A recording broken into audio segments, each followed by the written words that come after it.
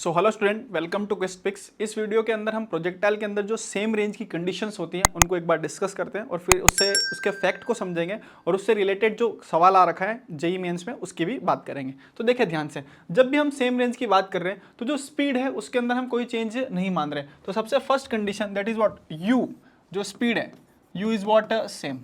इसको आप दो सेपरेट प्रोजेक्टाइल लेके समझे कि एक पार्टिकल है उसको आप फेंक रहे हो, आर रेंज मिला, दूसरे पार्टिकल को भी आप सेम स्पीड से फेंक रहे हो बट एंगल दूसरा है और आपको जो रेंज है वो क्या चाहिए, सेम चाहिए। तो क्या कंडीशंस लगानी पड़ेगी, ऐसे भी सोच सकते हैं। क्लियर?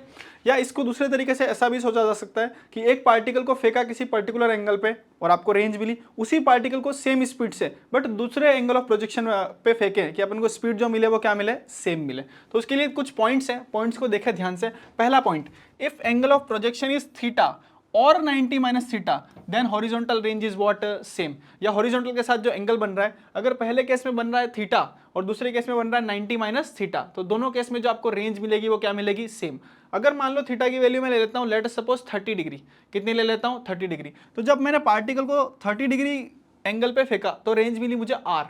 अब 90 minus 30 degree that is what, 60 degree. तो 60 डिग्री पे भी जो मुझे रेंज मिलेगी वो रेंज क्या मिलेगी, सेम। बट शर्त है कि स्पीड में कोई भी चेंज होना नहीं चाहिए, या स्पीड के बारे में कुछ बात नहीं करी है तो ये अंडरस्टूड है कि स्पीड में कोई चेंज हुआ ही नहीं है। क्लियर? चले आगे बात करते हैं। Angle of projection is theta from horizontal और theta from vertical. Angle of projection theta जो है वो हॉरिजॉन्टल से लिया जाए या angle of projection theta vertical से लिया जाए, दोनों केस में रेंज क्या मिलेगी, सेम। मतलब क्या है, 30 डिग्री हॉरिजॉन्टल से पार्टिकल को फेंका और एक बार 30 डिग्री वर्टिकल से पार्टिकल को फेंका, तो दोनों केस के अंदर आपको जो रेंज मिलेगी वो रेंज क्या मिलेगी, सेम मिलेगी। क्लियर? चले नेक्स्ट जो थर्ड पॉइंट है वो देखें। Angle of projection is what, 45 degree plus theta और 45 degree minus theta from horizontal. एक बार तो पार्टिकल को फेंका 45 डिग्री प्लस थीटा पे और एक बार बोला 45 माइनस थीटा पे, तो दोनों केस में आपको रेंज क्या मिलेगी, सेम मिलेगी। क्लियर है क्या ये बात? चलें, तो ये तीनों पॉइंट्स हैं, तीनों पॉइंट्स आप ध्यान रख सकते हैं। अब इससे रिलेटेड कुछ फैक्ट है।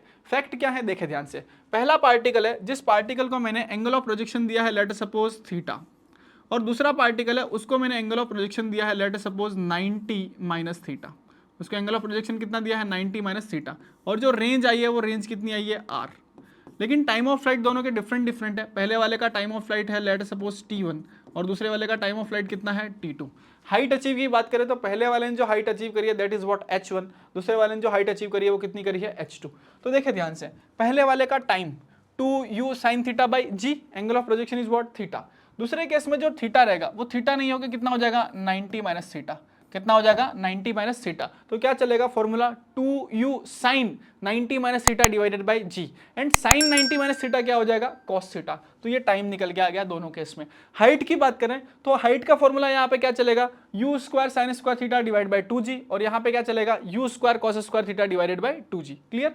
अब इन हाइट और इन हाइट और इन टाइम ऑफ फ्लाइट्स का मल्टीप्लिकेशन करें और रेंज की टर्म में निकाले तो क्या निकलेगा उसकी बात करते हैं। पहले टाइम को समझे, हाइट ऑटोमेटिक समझ में आ जाएगा। देखें ध्यान से, अगर height 1 into height 2 time 1 into time 2 t1 into t2 को मल्टीप्लाई करा तो क्या निकल के आ गया, 2u sin theta divide by g into 2u cos theta divided by g. तो देखें ध्यान से, इसको ऐसे लिखा जा सकता है 2 into 2u square sine theta cos theta divided by जी, और एक जी यहाँ पे यहाँ आ गया। अब देखिए ध्यान से, आप देखोगे तो आपको पता चलेगा कि 2u square sine theta cos theta divided by g, ये बेसिकली इसका फॉर्मूला है। ये फॉर्मूला है रेंज का, ये किसका फॉर्मूला है, रेंज का। तो जब टाइम्स को मल्टीप्लाई कर दिया जाए, टाइम ऑफ फ्लाइट को मल्टीप्लाई कर दिया जाए, तो फॉर्मूला जो निकल के आता है that is what, 2r by g. 2r by g, r जो उनकी कॉमन रेंज है दोनों की, दोनों केस में जो निकल के आई है वो, और जो कि क्या है, सेम है। हाइट की बात करें तो हाइट का मल्टीप्लिकेशन करोगे तो हाइट क्या निकल के आएगी, रेंज डिवाइडेड बाय 4 का whole square, range divided by 4 का होल स्क्वायर। तो आप ये दोनों फैक्ट याद रख सकते हैं। इस फैक्ट पे एक बार जेईई मेंस में सवाल आ रखा है, तो उस सवाल को भी देखते हैं। देखें ध्यान से, इधर क्या है क्वेश्चन, असेशन रीजन टाइप का सवाल है। असेशन क्या है, two identical balls A and B thrown with same speed, u जो है वो क्या है, same, and two different angle of projection, मतलब हॉरिजॉन्टल के साथ उनका एंगल क्या है, डिफरेंट डिफरेंट है, क्लियर। बट उनकी रेंज सेम मिली है, उनकी रेंज क्या मिली है, सेम। अगर रेंज सेम मिली है तो पहला एंगल ऑफ प्रोजेक्शन अगर थीटा है तो दूसरा एंगल ऑफ प्रोजेक्शन कितना है, 90 माइनस थीटा, ये अंडरस्टूड है भाई, क्लियर।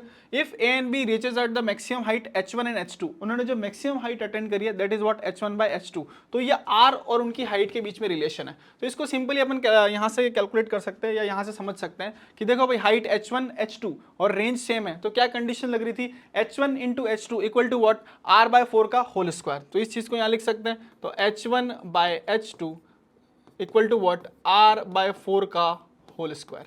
क्लियर है क्या ये बात, ये वही फॉर्मूला यहाँ से निकल के आया।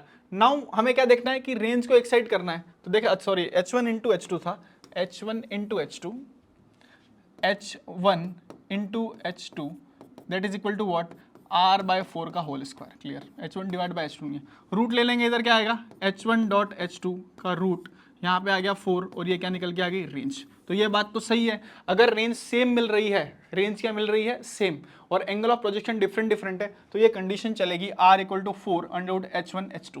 दूसरा बोला है product of heights, product of height के बारे में बोला गया कि प्रोडक्ट ऑफ हाइट ये निकल के आएगा या नहीं आएगा इस केस के लिए। तो देखिए ध्यान से, पुराने वाले में जस्ट बात करते हैं, यहाँ पे क्या निकल के आया, h1 इंटू h2 प्रोडक्ट ही है, that is what, u square sine square theta divide by 2g into u square cos square theta divided by 2g। वो सेम टर्म यहाँ पे भी लिखा हुआ कि u square sine square theta divided by 2g into u square cos square theta divided by 2g। तो ये दोनों बातें तभी सही हैं जब रेंज सेम है और एक का एंगल ऑफ प्रोजेक्शन थीटा है और दूसरे का कितना है, 90 माइनस थीटा। तो असेशन इज ऑल्सो करेक्ट, रीजन भी करेक्ट है, और असेशन रीजन का क्या है, एक्सप्लेनेशन भी है। तो ऑप्शन कौन सा चला जाएगा यहाँ पे, ए, क्लियर। चले